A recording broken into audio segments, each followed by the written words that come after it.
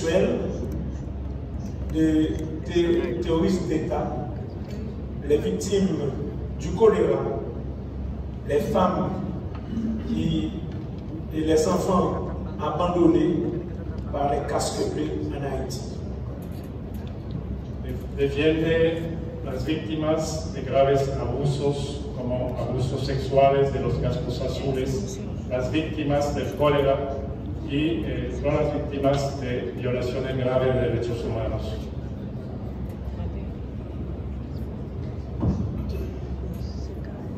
L'apparition de l'ouvrage du professeur Ricardo Stevenfus, Les Nations Unies et le choléra en Haïti, coupable mais non responsable, inaugure la fin d'un cycle de mensonges et de désinformation organisé par les Nations Unies durant 6 ans pour cacher la responsabilité criminelle des casques bleus de la MINUSTAH dans l'introduction du Vibrio cholérae en Haïti, provoquant une épidémie meurtrière responsable de la maladie, des centaines de milliers de personnes, la mort de plusieurs milliers d'autres et d'autres conséquences extrêmement néfastes pour Haïti. C'est que la parución del libro del profesor Stevenfus, Naciones Unidas y el Cólera en Haití, inaugura el fin del ciclo de mentiras, de desinformación organizado por Naciones Unidas durante 6 años para esconder la responsabilidad criminal de los cascos azules de la MINUSTAH en la introducción del cólera en Haití, lo que ha provocado una epidemia responsable de la enfermedad de cientos de miles de personas y la muerte de varios miles de otras personas y consecuencias muy nefastas. Cet ouvrage met en évidence les conditions illégales dans lesquelles l'ONU impose à la République d'Haïti l'accord de siège et permettant la présence des casques bleus de la MINUSTAH sur le sol haïtien, suite au coup d'État, au kidnapping du 29 février 2004, donnant lieu au kidnapping du président démocratiquement élu à l'époque, Jean-Bertrand Aristide. Par sa présence irrégulière, les Nations Unies, outre le fait de profiter de ce coup d'État pour renforcer sa mainmise sur Haïti, occasionnant le démantèlement du processus démocratique qui était en cours, et ont provoqué cette catastrophe humanitaire qui a augmenté terriblement la misère du peuple haïtien, déjà à genoux, même avant le tremblement de terre dévastateur du 12 janvier 2010. Dice que este libro esclarece las condiciones ilegales en las cuales la ONU, las Naciones Unidas, han impuesto a la República de Haití un acuerdo que ha permitido la presencia de los cascos azules de la MINUSTAH en el suelo haitiano después de lo que llama el golpe del 29 de febrero de 2004 que provocó la salida del presidente democráticamente electo Jean-Bertrand Aristide. Por su presencia irregular, las Naciones Unidas aparte de que se aprovecharon ese golpe de Estado para reforzar su control de Haití y desmantelando el proceso democrático que estaba en curso, también provocó una catástrofe humanitaria que aumentó de manera muy importante la miseria del pueblo haitiano, antes que estaba ya muy golpeado por el terremoto del 12 de enero de 2010. Devant ce drame collectif affectant plus d'1 million de personnes, causant des dommages matériels et psychologiques énormes, le professeur Stevenfus a montré comment le peuple haïtien, dans ses pénibles souffrances, a été obligé de faire face à la coulardise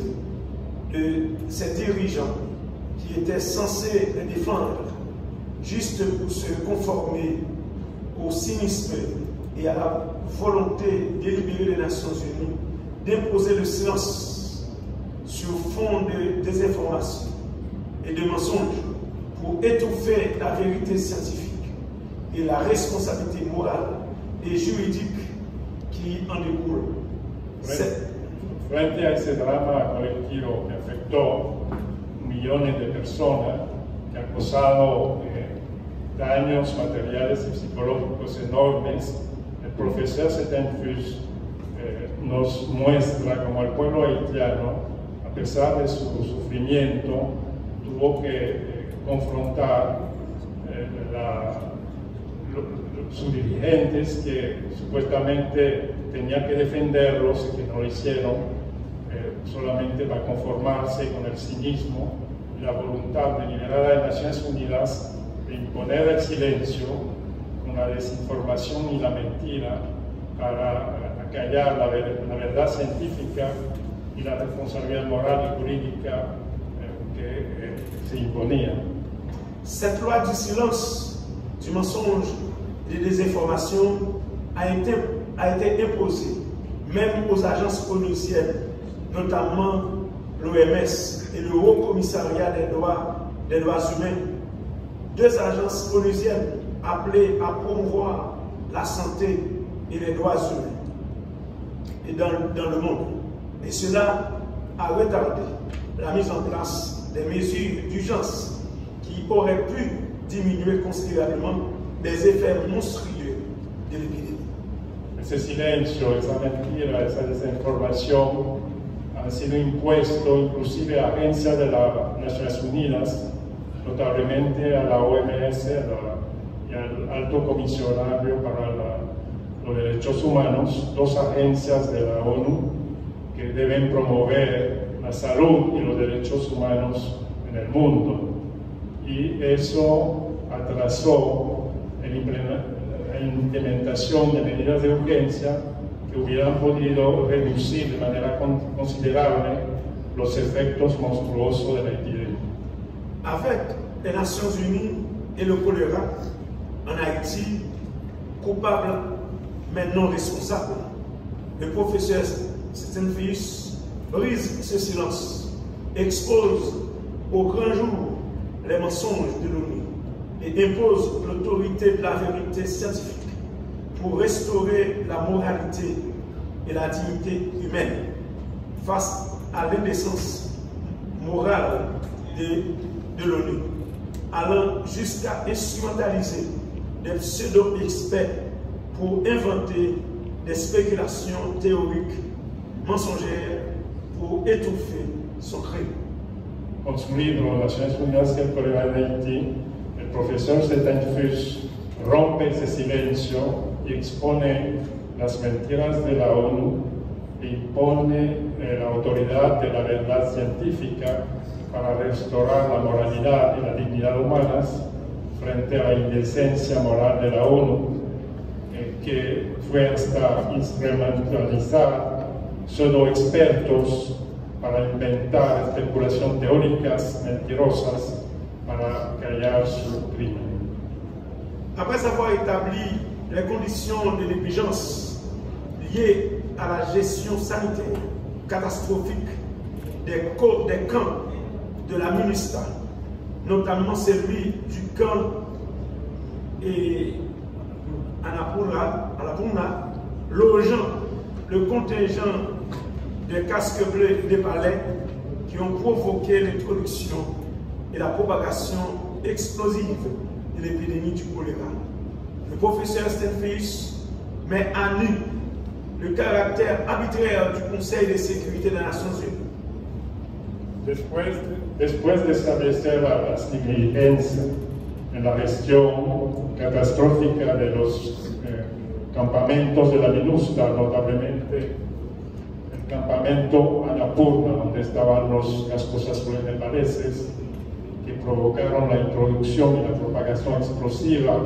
de la epidemia del cólera, el profesor Setentfusz expone el carácter arbitrario del Consejo de Seguridad de las Naciones Unidas. Cette instance se donnant le plein pouvoir d'interpréter le chapitre 7 de la Charte des Nations Unies comme bon lui semble et d'intervenir militairement à travers les opérations de maintien de paix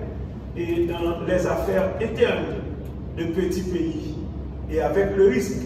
de causer des dommages collatéraux dévastateurs et en termes de violation massive des droits humains, sans avoir à craindre de sa responsabilité juridique devant un tribunal quelconque. Esta instancia se da plenos poderes para interpretar el capítulo 7 de la Carta de las Naciones Unidas como quiere, y de intervenir militarmente a través de las operaciones de mantenimiento de la paz en los asuntos internos de pequeños países, entre comillas, con el riesgo de provocar daños colaterales devastadores en términos de violación masiva de derechos humanos, sin temer que su responsabilidad jurídica sea presentada frente a cualquier tribunal. Par exemple, Procès Saint-Félix pointe du doigt l'irresponsabilité et surtout le cynisme de l'Organisation des Nations Unies en évoquant son immunité même après l'aveu à demi-mot de son secrétaire général le 1er décembre 2016, après 6 ans de mensonges concernant la responsabilité de la mission onusienne de l'introduction du choléra en Haïti. Así, el profesor Settenfus explica la irresponsabilidad, sobre todo el cinismo de la ONU, cuando invoca su inmunidad, aún después del reconocimiento de su secretario general el 1 de diciembre de 2016, después de 6 años de mentira, en relación con la responsabilidad de la misión de la MINUSTAH en la introducción del cólera en Haití. Cette attitude irresponsable révèle l'impunité inhérente au fonctionnement du système onusien, lié à l'enjeu financier qui implique les opérations de maintien de paix, représentant environ 56% du budget de l'ONU. Esa actitud irresponsable enseña la impunidad del funcionamiento del sistema de la ONU y su impacto financiero sobre las operaciones de mantenimiento de la paz, que representa alrededor del 56% del presupuesto de la ONU. Le pire dans tout ça, même l'aveu à demi-mot du secrétaire général des Nations Unies, Ban Ki-moon, ne signifie pas pour l'ONU la fin de sa politique de déni de justice, ou encore l'application de ses propres lois au profit des victimes du choléra. Donc, l'ONU n'a pas pris en compte les solutions de justice et d'équité proposées par le professeur Settenfus. Lo peor de todo esto es que aún después del reconocimiento del secretario general Ban Ki-moon, eso no significa que la ONU termine su política de rechazar la justicia o la aplicación de sus propias leyes en el beneficio de las víctimas del cólera. Lo que quiere decir que la ONU no tomó en cuenta las soluciones de justicia y de equidad propuestas por el profesor Settenfus. Au contraire, l'ONU adopte une nouvelle stratégie dans son refus de dédommager les victimes, admettre publiquement sa culpabilité pour atténuer la pression de l'opinion publique nationale et internationale, mais nier sa responsabilité de réparation envers les victimes. Por el contrario, la ONU adopta una nueva estrategia en su rechazo de indemnizar a las víctimas. La ONU admite públicamente su culpabilidad para atenuar la presión de la opinión, pero niega su responsabilidad de reparación hacia las víctimas. L'Organisation des Nations Unies avait annoncé une nouvelle approche